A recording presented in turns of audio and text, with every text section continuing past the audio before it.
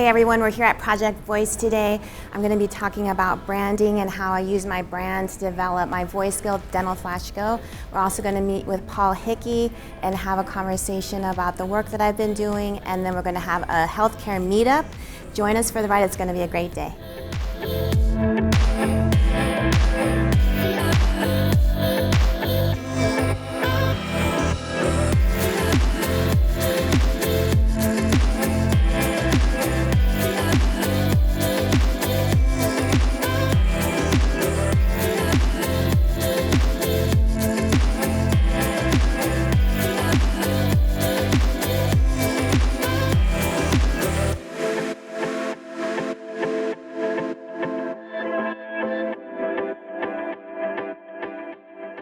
Okay, so I just finished my talk on personal branding and how I used it to develop my own personal voice skill, as well as how I'm using it to help advertise our Dental Flash Go, which is a voice skill I'm working on with Dr. Taylor Brana and Dr. Neil Desai, and 3 takeaways that I think anyone could get from that talk. One, personal branding is extremely important to help to advertise and develop content for voice skills. So just because voice skills are big doesn't mean we're going to just dump all the social media work we've done.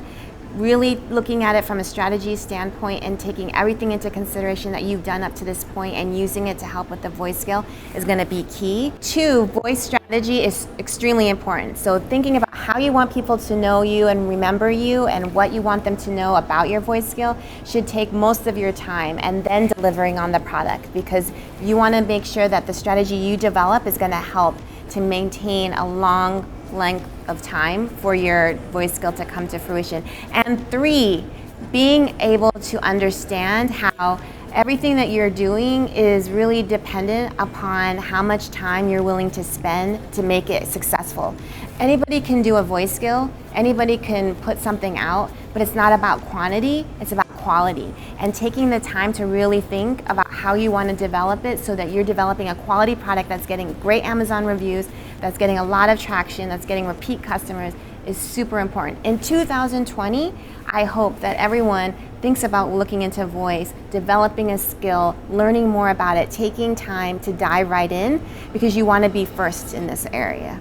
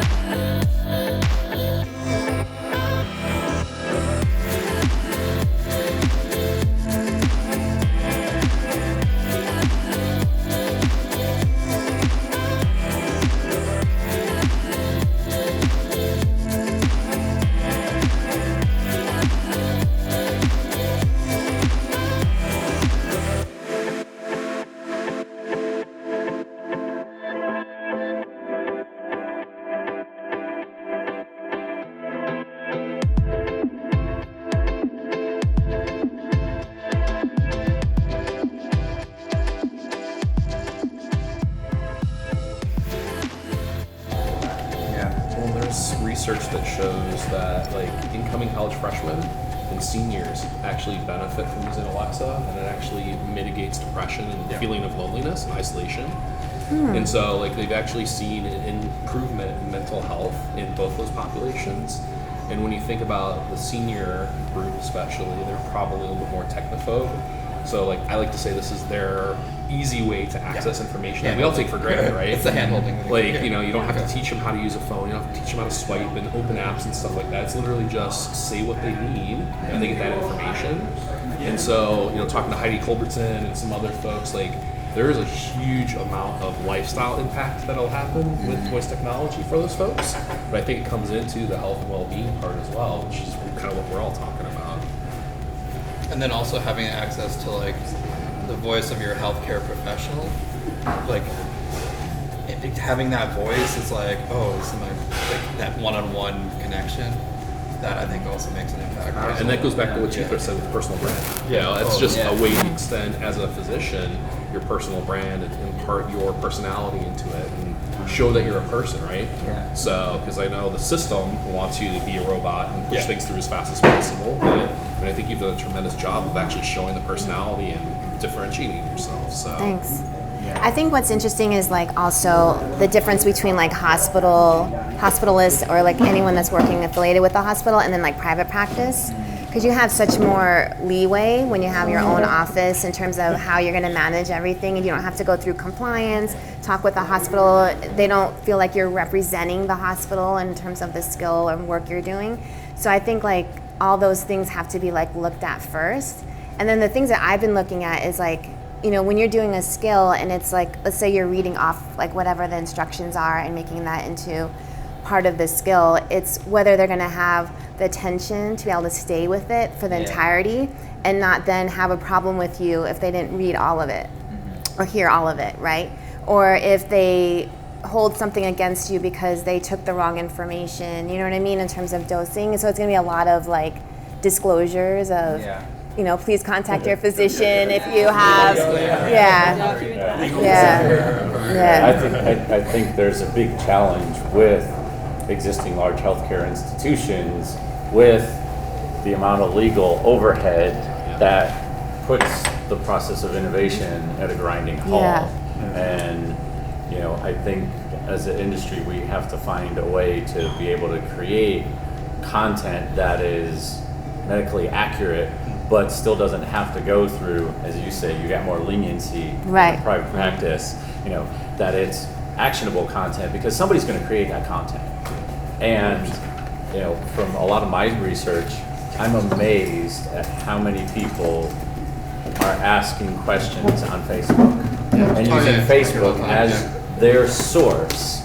So we have to find that happy medium between, you know, compliance and IRB and Facebook to meet the needs of a patient that's going to help them really in their journey.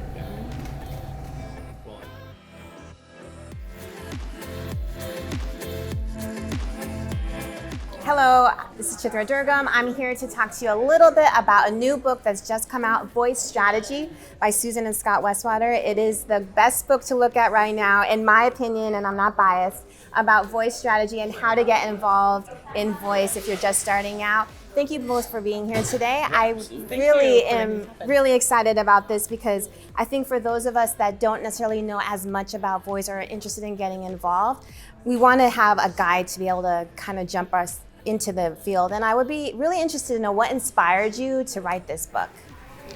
So we didn't intend to be authors, even though I'm a double writing major, and you always have that, I'm going to write a great American novel.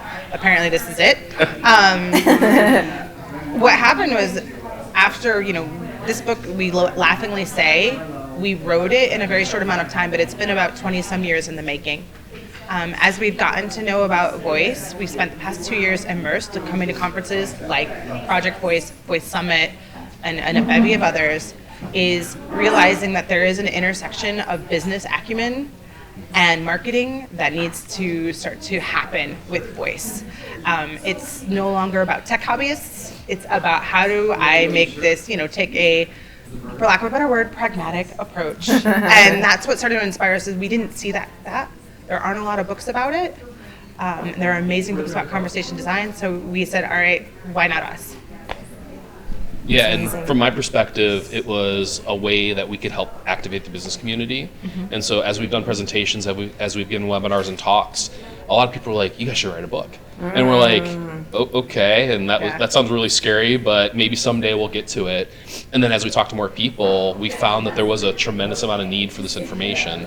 So because we have 20 years of experience each in marketing, advertising, user experience, content strategy, we've seen a lot of ways that we did stuff on the web and in mobile apps and can see a lot of similarities to how we can actually approach voice from a strategic standpoint. Understood. So that's really why That's we really got behind the idea of writing the book. And really, again, it's an attempt to help the business communities understand what the opportunity is so they can actually start taking action now. That's amazing. As CEO of Pragmatic Digital, what are the questions that continually come up that you feel that you were able to address in this book?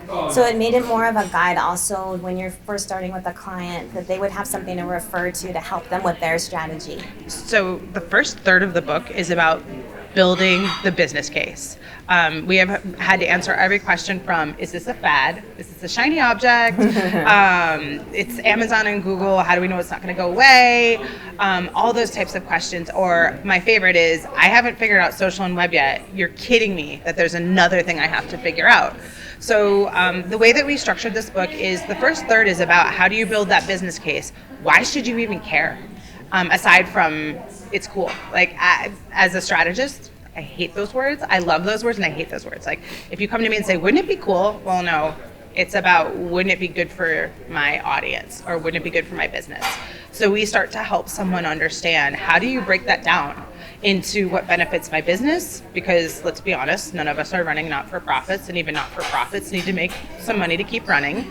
And what's good for my audience? So that way then we're creating genuine, helpful things versus, and I think even Tom Hewitson talked about it today, fart apps. Like it's great, novelty, we've moved beyond novelty. And to make people feel good about it, let's actually start making lives better. So that's what we do. And then the second part of it is, okay, one size doesn't fit all. So here's how you can make it work for your business. Here's where you can start to prioritize, and you can make that into digestible, approachable chunks so that your overworked marketing team or your overworked product or customer service team can find ways to add this without being like, oh, guess what? We have to add a whole nother team member. Right. Makes sense. Would you tell me, is there maybe a couple tips that you could give us in terms of if somebody is considering starting off and doing a voice skill, what are two things that they should really be thinking about before even starting the process? The most important thing, and this is a very big tip, make sure you have your house in order. Like, do you know what your value prop is? Do you know what it is, what problems you're really solving? Do you understand how you're solving them today, and are you doing that well? Because if you're not doing that well and you start using content for a bad experience, voice isn't going to fix that. Right. It's just going to give you another bad experience. Right. So it's really important to make sure that you have all those ducks in a row. Then when you move into voice, start small. It's okay to iterate. No one gets any of these experiences perfect. We don't still on the web, but best practices aren't really there, so we have to let our users guide us. So we can start with research, and then we can optimize. What do you want to add to that? Yeah, I mean, I think it really is understand your problems that you're solving, what your audience really needs and what they're looking for, and then look at how you've actually created these tomes of content. So whether it's social posts or blog posts or web content, like there's so much content out there. So what we want to do is really help people prioritize their content. And the framework she created actually helps you identify all the way along the journey for a patient or for a consumer. You know, during the awareness phase, here's the questions that they have. Well, here's the content we have to answer those questions. And so really being thoughtful and methodical about how you're actually answering the questions, and also figuring out as a brand where it makes sense for you to play and answer the questions versus I don't really belong here. So as we talk to a lot of people about voice, we find out there's a lot of other kind of housekeeping things that we need to do first, get the foundational work done, and then actually start getting into the voice space. That's great. This actually speaks to something that's really near and dear to my heart, and that is that we need to educate more in terms of letting people know the importance of voice skills, how it's going to be integrated in their daily life, why starting now as opposed to later is really important. And I actually think that this book, Voice Strategy, is going to be helpful for anyone who has a voice business to be able to give this to their clients and be able to say, well, if you're thinking about it, instead of me spending 2 hours explaining to you why this may be a good way for you to go, why don't you look at this and see if you're interested interested, and then from there you can come to me, because I really want to be in the business of doing my work and be able to help them. But at the same time, if this isn't for them, it's good to know that off the bat, and this can be really help them in differentiating whether this is the good time for them to start. Yeah, absolutely. Yeah, That's absolutely. great. Thank you so much for your time. I really appreciate it. Yeah, thanks Thank for you having for us. having us. Yes, of course.